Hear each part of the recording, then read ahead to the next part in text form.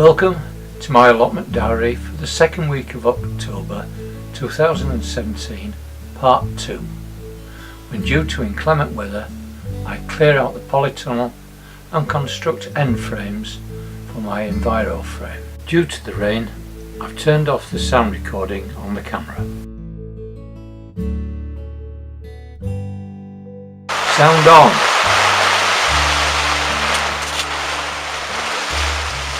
Sound off. A frequent comment I receive is, it would be easier if you used a battery powered drill or a ratchet screwdriver. Well, there are a number of reasons why I use minimum and simplest of tools on the allotment. 1. I want to encourage viewers to make things for the garden or plot. Most people can literally put their hands on a screwdriver, a hammer and a saw. They may not have a brado or some F-cramps, but to obtain one is not going to raise the price of cabbages. For example, £2 from Screwfix for a brado and a couple of F-cramps go for a £5 each.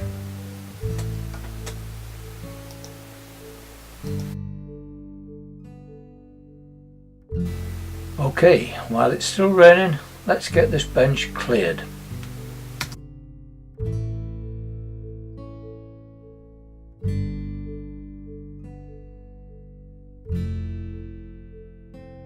Of the tomatoes.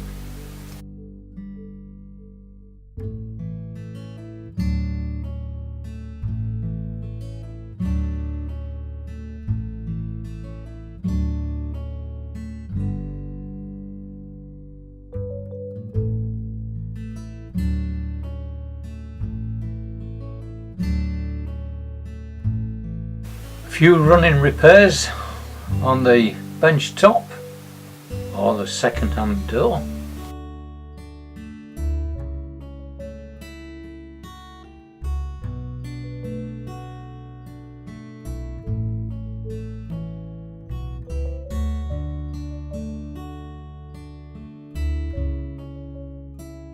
Stripping the leaves off the last remaining tomato plant. It'd be a shame just to throw these last tomatoes away. And also my wife says, can you bring a Swede for today's lunch?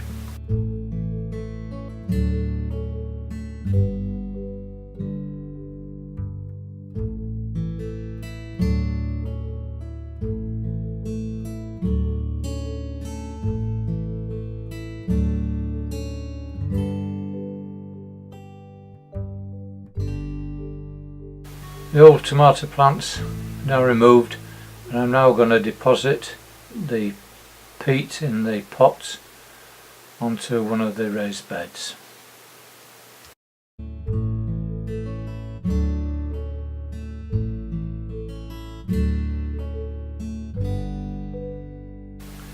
I can now commence making an end frame.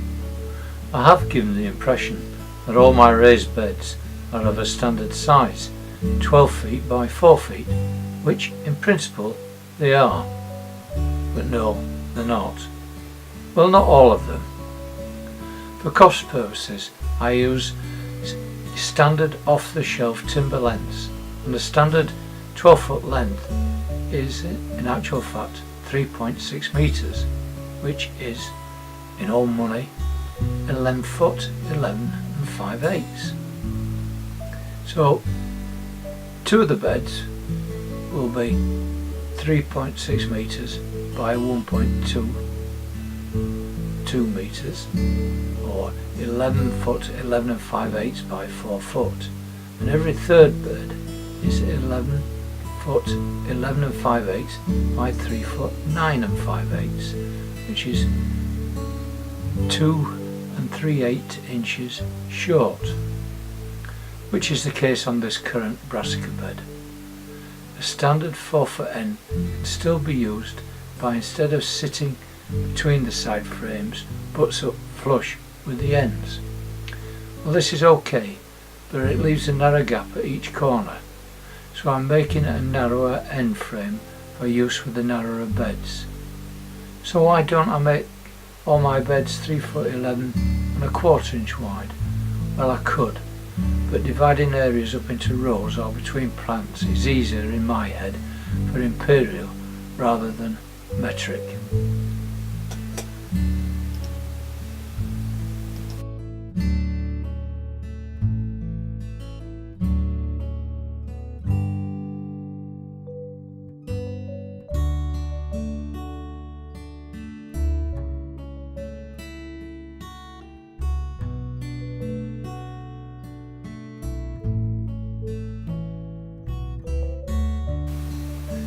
Steady on, Mike, you got one too many there.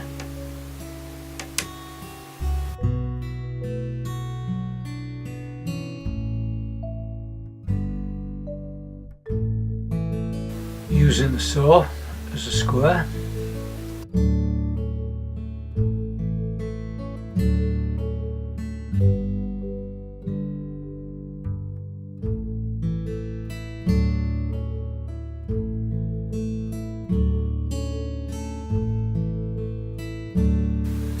Just checking that the length is correct.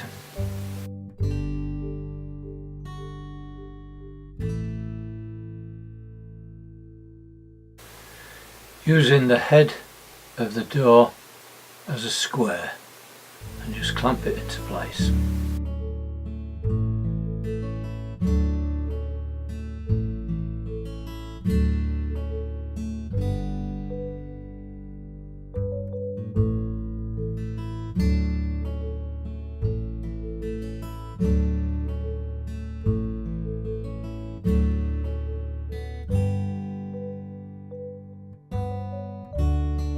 Again, using the head of the door as the square, lining it up with a straight edge and then fix it into place.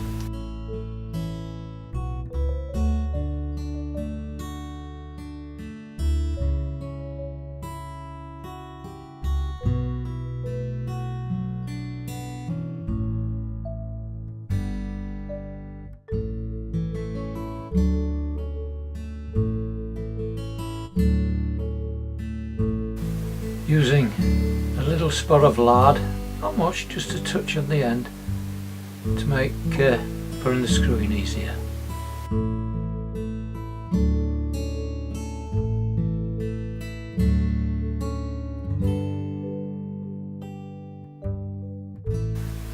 This is what they call an apprentice piece. Here the joiners in the shop asked me to make a grease box. They'd all made one, and it's a test of ability. You learn how to use a chisel and set it out, and I've kept it all these years. I was 16 years old when I made that. That makes it 62 years old. Not an antique yet though. Time to turn the frame over and put in another ledger. Again, use the door head as the square.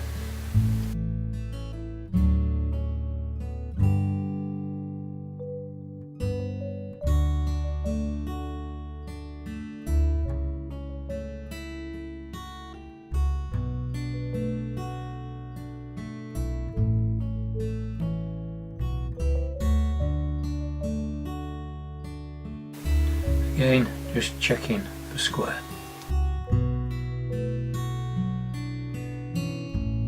Mark will just tell me if the timber's moved while I was screwing, or it didn't, so everything's okay.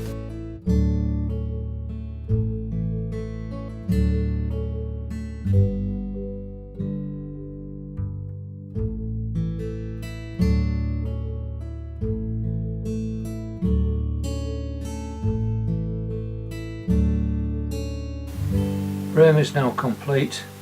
Now it's time to put in a couple of diagonal braces to give it extra strength.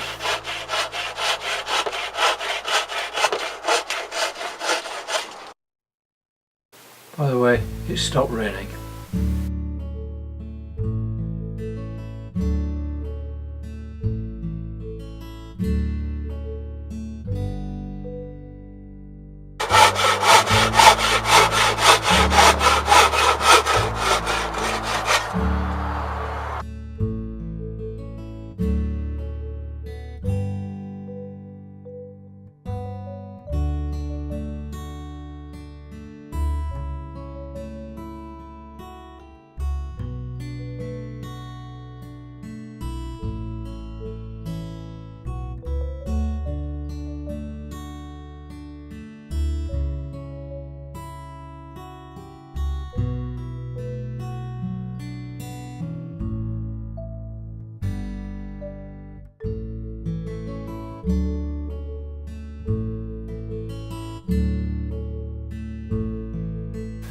Now you'll see what I mean about using the wrong screw.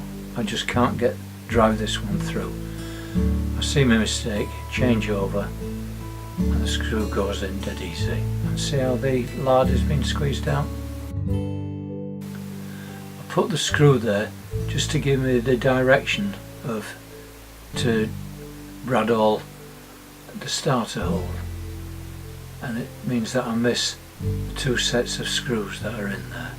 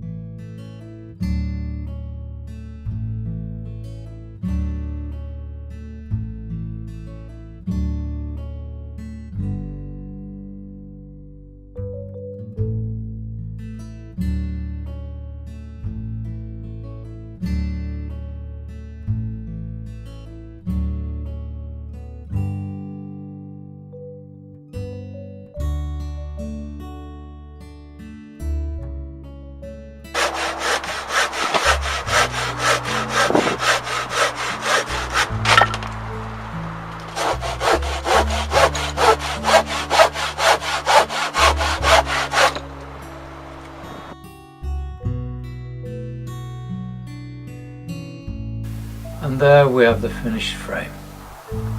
So that's it for this week. Look forward to next week. I could do another frame if it rains, but we'll see how it goes. But for now, thank you for watching. Hope you enjoyed it. Give me a thumbs up if you did, and welcome to my new subscribers for the time being now. Bye.